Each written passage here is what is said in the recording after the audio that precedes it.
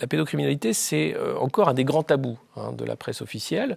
On en parle en quatrième colonne, dans des petits entrefilets, on n'en fait pas la une, c'est compliqué, c'est un sujet dont il ne faut pas parler, sans doute trop choquant pour les populations. Alors on en parle quand c'est l'affaire d'Outreau, on va dire, ah oui, regardez quand même, parce qu'on peut parler de ces gens-là qui n'ont pas de pouvoir en disant c'est dingue, c'est honteux. Outreau, c'est un réseau, minuscule, local, mais c'est scandaleux ce qui s'y est passé, avec en plus tout l'enfer de la procédure où Dupond-Moretti était à la manœuvre.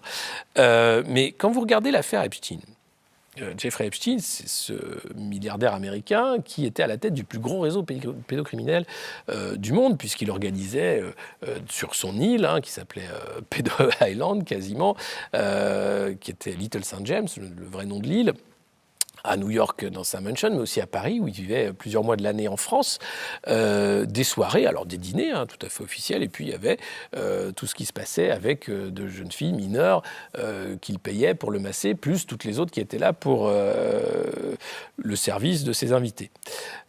Jeffrey Epstein, il est arrêté, alors une première fois avec un faux procès où il passe 1 an en prison la nuit seulement, mais où il continue ses affaires en Floride, où l'affaire est étouffée.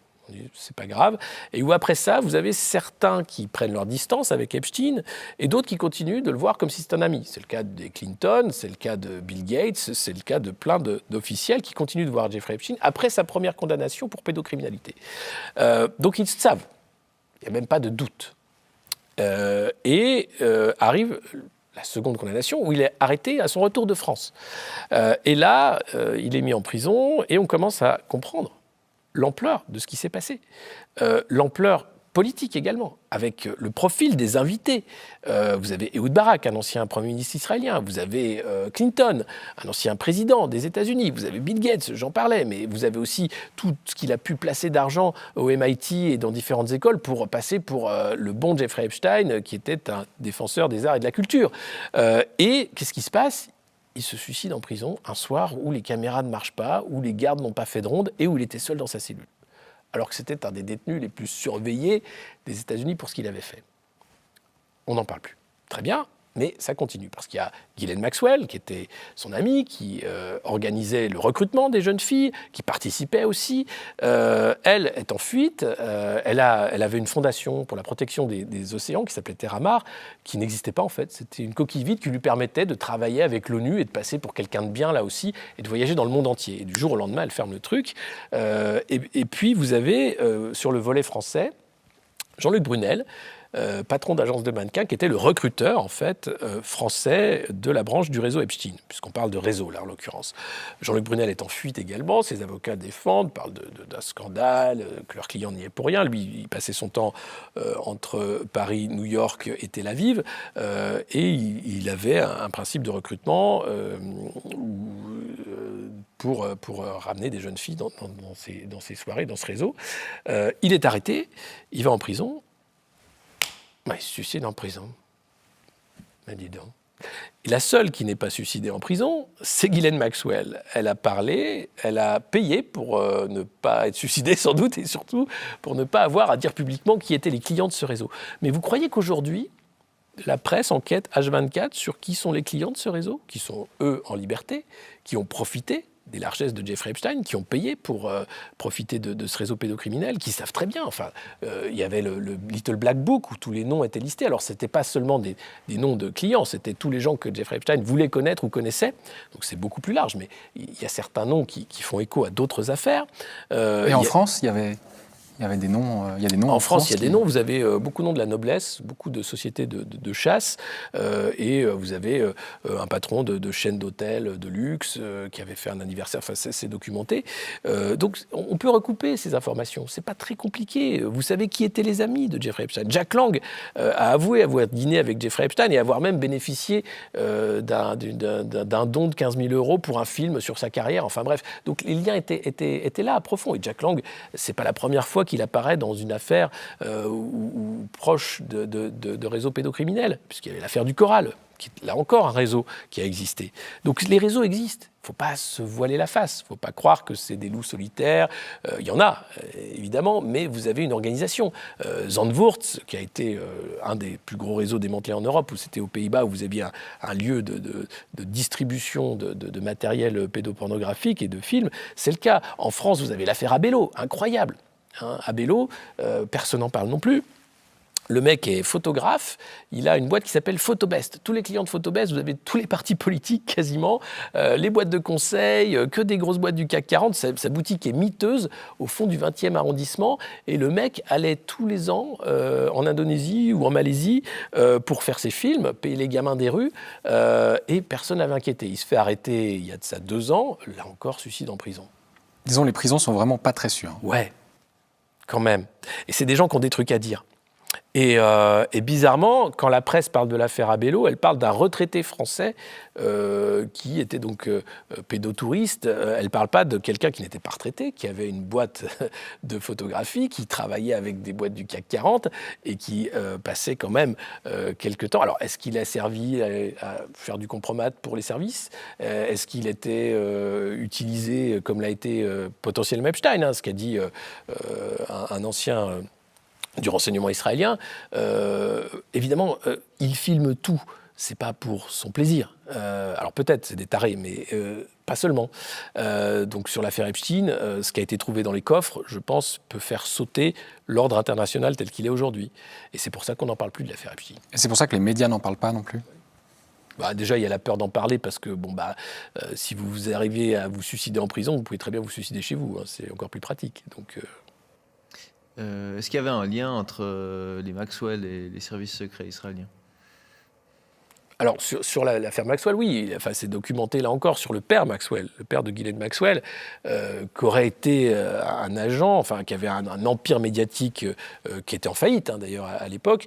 Et lui aussi a disparu en mer en tombant de son bateau.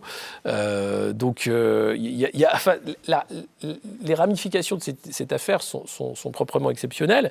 Et en France, vous avez encore le frère de Jean-Luc Brunel, qui lui n'est pas inquiété. Vous avez le frère de Ghislaine Maxwell aussi, qui n'était pas inquiété. C'est-à-dire que derrière l'affaire Epstein, vous avez aussi le non-dit d'une oligarchie.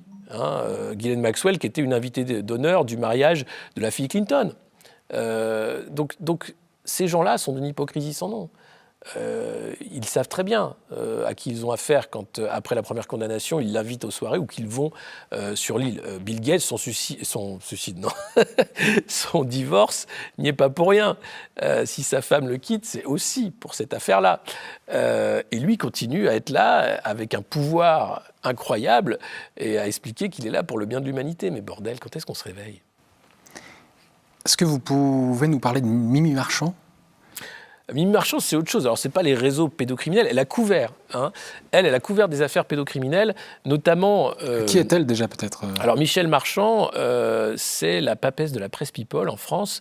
C'est elle qui a une agence qui s'appelle Best Image et qui, donc, est une agence de paparazzade, donc qui prend des photos de stars de politique, etc. Et c'est devenu la meilleure copine des politiques avec les Sarkozy, d'abord, et surtout avec les Macron. Et Brigitte est une grande amie de Michel.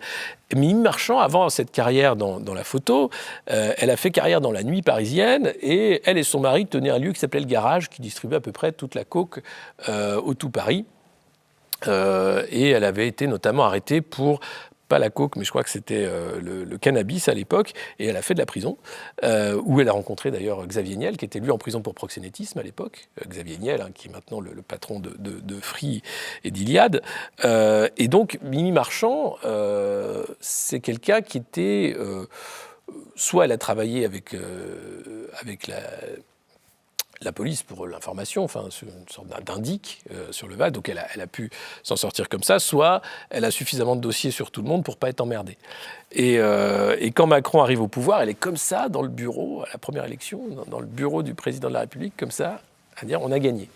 C'est vous dire la collusion entre une sphère du pouvoir et la sphère du grand banditisme. Et donc, elle est toujours là. Elle est aussi citée dans l'affaire du financement libyen de la campagne de Nicolas Sarkozy, puisque elle a, avec un journaliste de Paris Match, organisé toute une prise de parole de Takedine, qui est un des témoins clés, qui est revenu sur ses déclarations. Enfin bref, c'est rocambolesque. Hein. Et donc, elle est toujours très proche de cette affaire de Sarkozy. Et elle avait couvert... donc elle est très bien payée pour ça. Elle avait fait étouffer une affaire de pédocriminalité d'un des fils d'un des grands de criminalité qui concernait Jérémy Ladret de la Cherrière, qui est le fils de Marc Ladret de la Cherrière, qui est propriétaire de Fimalac, qui a financé la campagne de Fillon, qui est proche de tous les pouvoirs. Et lui avait été arrêté pour possession de matériel pédopornographique. Et donc, il n'est pas allé en prison, évidemment. Il a fait une peine aménagée. Nanana. Et donc, elle avait à l'époque tout fait pour que ça ne sorte pas dans la presse, etc.